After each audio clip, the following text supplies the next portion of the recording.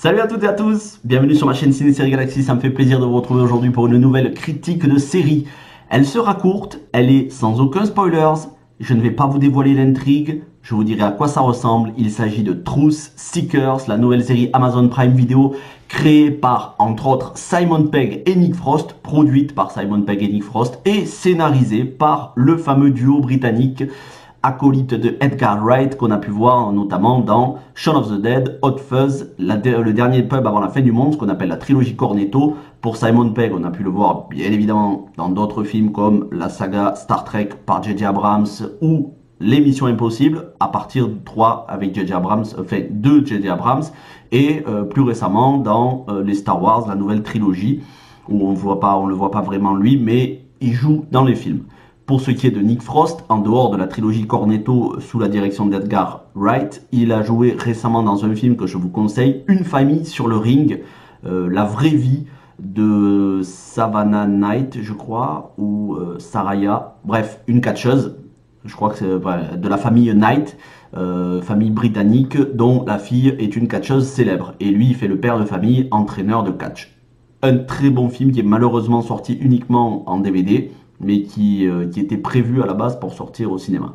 Bref, quoi qu'il en soit, on connaît tous en tant que geek, si vous êtes geek comme moi, on connaît tous ce duo, et on le connaît aussi pour son duo de geek du film Paul. Et si je parle de ce film Paul, où ils font un duo de nerds qui vont au Comic Con de San Diego ou de San Francisco, je sais plus, bref, au Comic Con en Californie, et qui tombent sur cet extraterrestre, si je vous parle de ce film, c'est justement parce que Truth Seekers est une série de science-fiction qui verse aussi dans le fantastique paranormal, mais un petit peu plus quand même dans la science-fiction. Alors, à quoi faut-il s'attendre en termes d'ambiance? C'est tout simplement un mix entre X-Files et SOS Fantôme, avec l'humour particulier que l'on connaît à Nick Frost et Simon Pegg, cet humour british, ce flegme. On n'est pas du tout dans une parodie. Attention, quand je parle d'humour, ça ne veut pas dire parodie, mais ça emprunte à X-Files pour ses épisodes en standalone, c'est-à-dire ce qu'on appelait les Monsters of the Week, un épisode sur une intrigue, très souvent paranormale ou de science-fiction, avec des épisodes qui creusent une mythologie qui va s'étendre sur la série,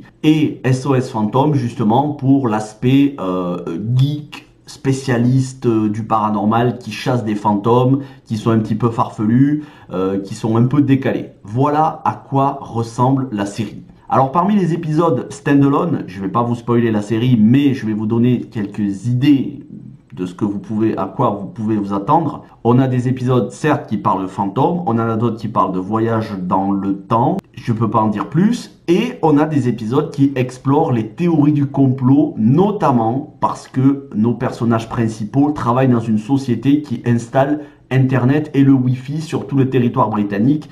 La société installe la 6G, donc c'est de l'anticipation, puisque nous on en est à peine à la 5G, mais voilà ce genre d'anecdotes qu'on peut avoir avec bien évidemment tout ce que ça peut créer comme complot de la part des anti-ondes, des anti-5G, 6G, 7G, 8G. C'est ce genre d'humour là. C'est un peu décalé, ça explore la théorie du complot, mais c'est vraiment un régal.